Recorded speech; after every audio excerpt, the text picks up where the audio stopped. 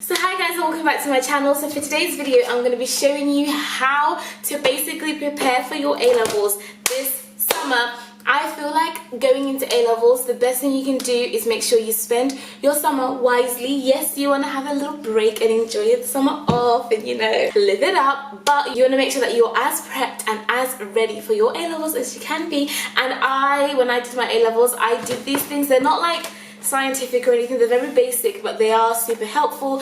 And if I could go back in time and do my A-levels again, I would make sure I did this for every subject, not just history, because I loved history so much I kind of overindulged in that and I kind of ignored the rest of the subjects. And if I'd done that for all of them, who knows where I would be today. So let's get straight into the video. So if you're new and you have not pressed that subscribe button yet, so close, we are so close to 29,000 subscribers. I think we're about 200 or 300 away, so I would be so grateful if you could press the big red button that says subscribe if you haven't already. And if you want to bless everyone else who's watching with good luck for the beginning of A-levels, let's get this video to like 300 likes maybe. I feel like that is pushing it because lately we've been doing like 100 likes per video, so if we could get this on to 300, that's like whoa. The real last thing is, could you please comment down below what A-levels you're going to be doing, so I can try and make advice video for those specific subjects, and so I can just wish you good luck. And I'm pretty nosy,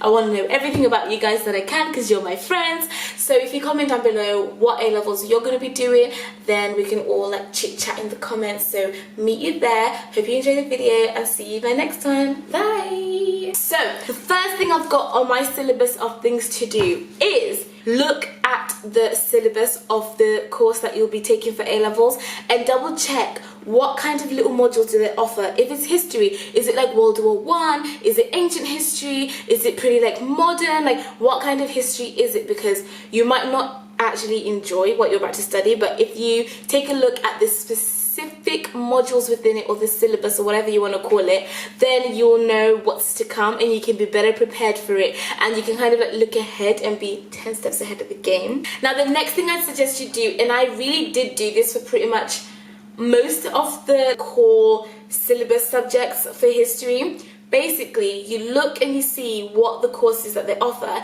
and you go and you buy a book on the subject, but not like a difficult book that you're going to probably have to do for A-levels. Find a simplified version. So they offer these little books called like a short history of. For uni I study ancient Greece and ancient Rome. What I do is I buy like a short history of the Athenians, or a short history of Athens, or a short history of the Magna Carta. Like there are so many little things on a short history of. Literally a book about this size but smaller. It's like this size, and probably about this thin. Like it's tiny, it's so little, but it will give you a quick simplified overview, which means that during the summer you can literally read this while you're at the pool, while you're strolling around on the bus. It'll probably take you about 8 hours or maybe a day to read, and it's super easy, but it will put you in the best position, because when you start your A-levels, all of this stuff will start to sound a little bit familiar. Then you'll go into more depth, but at least you've covered the base. Then the next thing I'd recommend you do, if you're not as like much of a bookworm, or you're not someone who's easily motivated to start studying something when you know there's no exam for it. A lot of my friends are like that, like they only concentrate or get as motivated when they know that there's something to do with what they're learning, rather than just learning for the sake of learning. So what I'd recommend you do is watch movies on the subject. So because I loved history so much, I did this all for history. What you want to do is you want to find a movie on World War I, World War II, ancient Athens, ancient Rome. If you do a subject like English, history, philosophy, religious studies, anything of that nature, sociology, psychology, there are normally movies, documentaries, little pre-made series, something like that, on Netflix, Amazon Prime, BBC documentaries, Channel 4, whatever it may be. You will definitely find some kind of reenaction of like Romeo and Juliet, of World War One, World War Two, whatever like topic you're studying. I could watch it, and yes, it's not always accurate. Yes, it's historically a little bit, you know, it's made to, you know, entertain more than to actually tell the history, but it still gives you like a little rough, you know, understanding, and you become more familiar with the content. And when you get to college or when you start your A-levels, then obviously your teachers can tell you, oh, by the way, this information is not right, this information, but at least you've got the basics and you understand the general gist. And for me, for university, actually, watching the HBO version of the story of Rome and the rise of Julius Caesar, then Augustus and Tiberius, watching that on Netflix actually helped me a lot for my exams, because I could visually see the history playing out in my head. Then I could remember, oh yeah, this happened in this date, 49 BC. So that was super helpful, so I'd recommend that. The next thing I would say you should do, if you can, is either go and visit the museum, go and visit like the pharmacy if you do biology or whatever it is.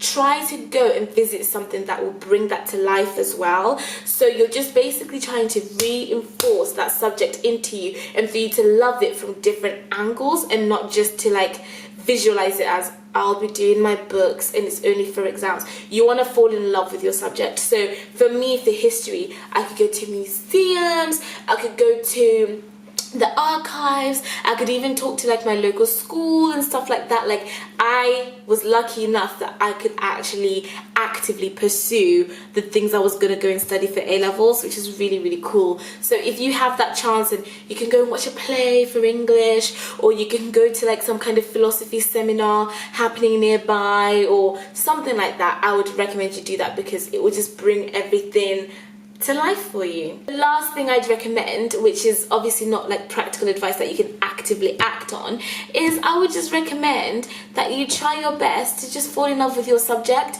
I know that sounds so cliche, but I genuinely loved the subjects I did for A-levels.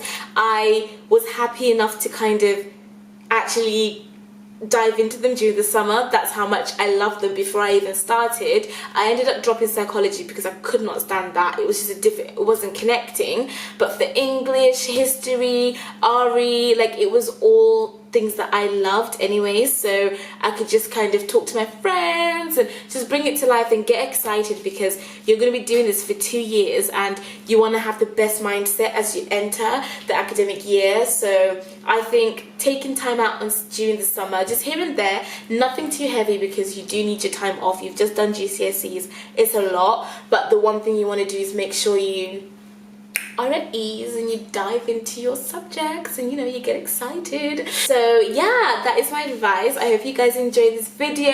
If you did, then please comment down below and let me know what you want to see next. So yeah, enjoy your summer, have fun, and fall in love with your subject. Thank you so much for watching. See you in my next video. Bye.